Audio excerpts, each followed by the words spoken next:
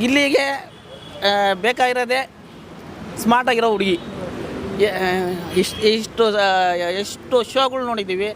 ಗಿಲ್ಲಿಯವರು ಬೇರೆ ಹುಡುಗಿಯರನ್ನ ಒಂದು ಪಂಚು ಹುಡುಗಿಯರನ್ನ ಈ ಕಡೆ.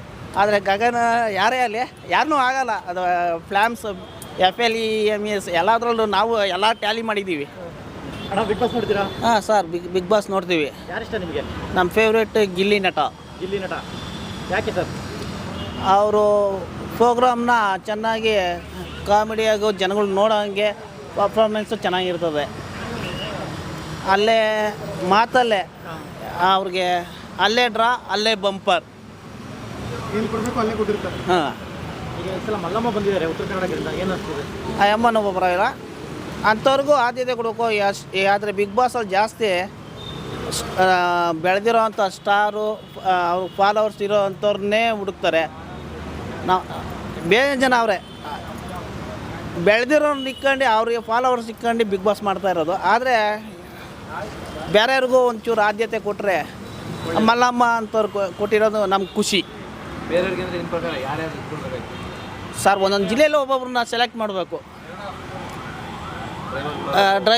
ಡ್ರೈವರ್ ಒಬ್ಬರು, ಇನ್ನೊಬ್ಬರು, ಒಬ್ಬೊಬ್ಬರು ಒಂದೊಂದು ಪರ್ಫಾರ್ಮೆನ್ಸ್. ಬೆಳೆದಿರೋ ಫಾಲೋವರ್ಸ್ ನಿಕ್ಕೊಂಡು ಅವ್ರ ಫಾಲೋವರ್ಸು ಅವ್ರಿಗೆ ಲೈಕ್ ಮಾಡೋದು ಜಾಸ್ತಿ. ಆದರೆ ಗಿಲ್ಲಿ ನಟ ಇರೋದ್ರಿಂದ ಬಿಗ್ ಬಾಸು ಪರ್ಫಾರ್ಮೆನ್ಸು ಚೆನ್ನಾಗಿದೆ. 100 ಕೋಟಿ ಸತೀಶ್ ಬಂದಿದ್ದಾರೆ, ನಾಯಿ 100 ಕೋಟಿ ನಾಯಿ ಸತೀಶ್ ಸರ್. ಅವರು ಬಂದವರೇ, ಇಲ್ಲ ಅಂತಲ್ಲ, ಅವ್ರನ್ನೂ ನೋಡ್ತಾನೇ ಇದ್ದೆ. ಒಂದೊಂದು ಸಲಕ್ಕೂ ಈಗ ಹೆಲಿಕಾಪ್ಟ್ರಲ್ಲಿ ಇಳಿಸ್ಬೇಕು, ಅದರಲ್ಲಿ ಇಳಿಸ್ಬೇಕು ನಾಯಿಗಳನ್ನ, 100 ಕೋಟಿ ನಾಯಿನೂ ಇಳಿಸ್ಬೇಕು ಅಂತ ಎಲ್ಲ ಇಟ್ಕೊಂಡಿದ್ರು. ಆದರೆ 100 ಕೋಟಿ ನಾಯಿ ಐತೋ ಇಲ್ವೋ ಗೊತ್ತಿಲ್ಲ ಸರ್. ಅವ್ರು ಹೇಳಿದ ಮೇಲೆ ನಂಬಬೇಕಷ್ಟೇ. ಏನನ್ಸುತ್ತೆ ಸರ್, 20 ಕೋಟಿ ನಾಯಿ ಅಂದ್ಬಿಟ್ಟು ಮೊನ್ನೆ ಇಳಿಸಿದ್ದು, ಅದು ನಾವು ತಿಳಿದಂಗೆ 20 ಕೋಟಿ ನಾಯಿ ಅಲ್ಲ ಸರ್. ನಾವೆಲ್ಲ ಕಣ್ಣಾರೆ ನಾವು ನೋಡಿದ್ವಿ ನಾಯಿಗಳ ಬಗ್ಗೆ, ಪೆಟ್ಸುಗಳ ಬಗ್ಗೆ.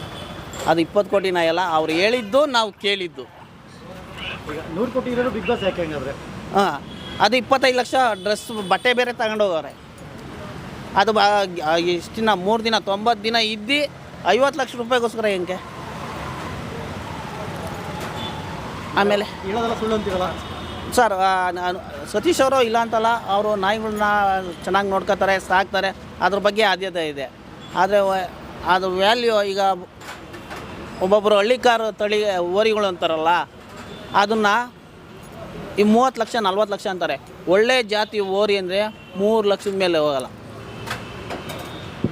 ನಾವು ಹಳ್ಳಿ ಮಕ್ಕಳೇ, ನಾವು ತುಮಕೂರು ಜಿಲ್ಲೆಯವರೇ. ಓಕೆ, ಇನ್ನೊಂದು ಅಶ್ವಿನಿ ಗೌಡ ಅವರು ಗಿಲ್ಲಿ ಮೇಲೆ ಯಾವಾಗಲೂ ಹರಿಯಾಯ್ತಿರ್ತಾರೆ, ಯಾಕೆ ಸರ್? ಸರ್, ಹಂಗೆ ಹರಿಯಾದ್ರೇ ಆಗ ಕಾಂಪಿಟೇಷನ್ ಗೊತ್ತಾಗತ್ತೆ ಸರ್. ಒಬ್ರಿಗೊಬ್ರು ಈಗ ಗಿಲ್ಲಿನೇ ಪರ್ಫಾರ್ಮೆನ್ಸ್ ಅಂದರೆ ಗಿಲ್ಲಿಗೆ ಒಬ್ಬ ಟಾಂಗ್ ಕೊಡೋ ಅಂಥವ್ರು ಬೇಕು. ಅದು ಇವರು ಹರಿಯಿಂದ ಅದಕ್ಕೆ ತಕ್ಕನಾಗಿ ಗಿಲ್ಲಿನ ಟಾಂಗ್ ಕೊಡ್ತಾರೆ.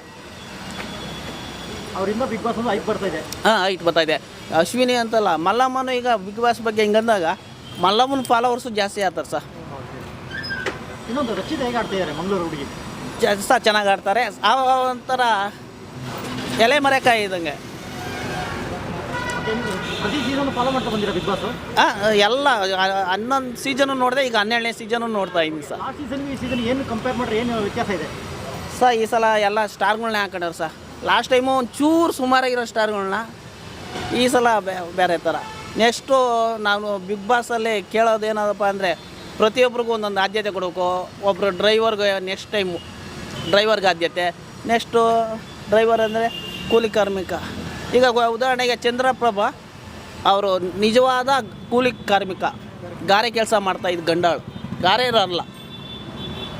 ಓಕೆ, ಈ ಸಲ ಬಿಗ್ ಬಾಸ್ 3ನೇ ವಾರಕ್ಕೆ ಫಿನಾಲೆ ಇಟ್ಟಿದ್ದಾರೆ.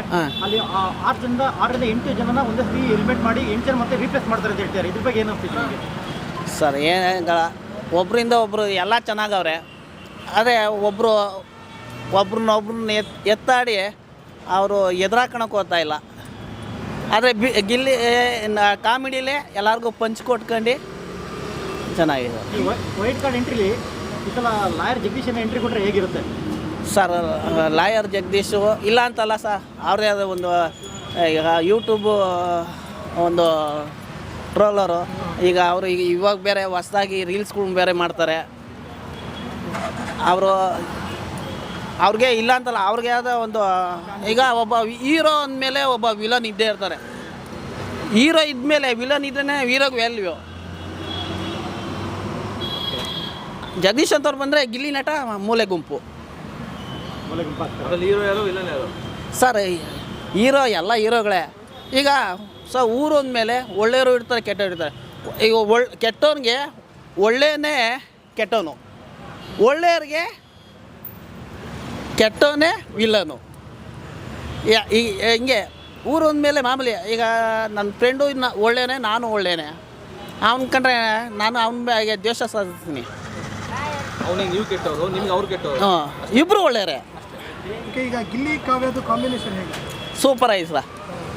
ಗಿಲ್ಲಿಗೆ ಬೇಕಾಗಿರೋದೇ ಸ್ಮಾರ್ಟಾಗಿರೋ ಹುಡುಗಿ.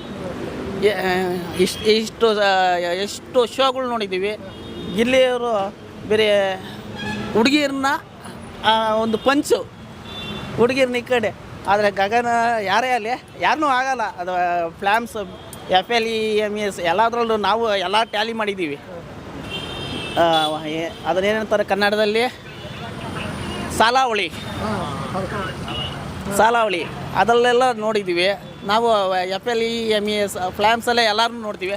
ಗಿಲ್ಲಿ ಈಗ ಕಾವ್ಯ ಯಾರು ಅದರಲ್ಲಿ ಫ್ಲಾಮ್ಸಲ್ಲಿ ಇಲ್ಲ, ಅವ್ರ ಲಿಸ್ಟಲ್ಲಿ ಇಲ್ಲ, ಮದುವೆ ಲಿಸ್ಟಲ್ಲಿ. ಎಂಟರ್ಟೈನ್ಮೆಂಟ್ ಮಾಡೋದು. ಹಾಂ, ಎಂಟರ್ಟೈನ್ಮೆಂಟ್. ಸರ್, ನಮ್ಮ ಹೆಸರು ಪುಟ್ಟರಾಜು ಅಂತ, ಇರೋದು ಪೀಣ್ಯ ದಾಸರಳ್ಳಿ, ಶೆಟ್ಟಿಹಳ್ಳಿ ಗ್ರಾಮದಲ್ಲಿ. ನಮ್ಮ ಹೆಸರು AM ಪುಟ್ಟರಾಜು ಅಂತ.